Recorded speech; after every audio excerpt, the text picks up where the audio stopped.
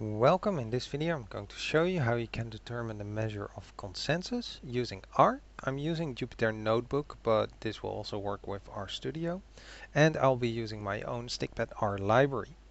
I'm using apparently version 4.3. Let me just restart and clear all the outputs just in case.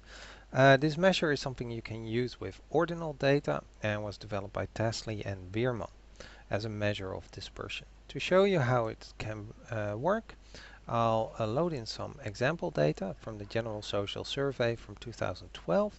I slightly adjusted it, hence the little a in there. I actually don't need all the data, I just need one field of it, so I'm going to be using the accounting scientific field. And to give you a quick impression, I'm going to store that under ord field. I'm going to show you the frequencies by using the table command. And so apparently there were 100 people who thought it was very scientific. Note that these are actually not numbers, so this is a non-numerical data. I would like to keep all the specific options in the right order, so I'm going to use a small factor for that. Now my library, it can be installed by using DevTools and then install GitHub and then stikpet/stikpetR, so it's not available directly from CRAN, but once you've installed it once, you can load it just as any other library with library stikpetR. The function of interest is me consensus, which has two input parameters.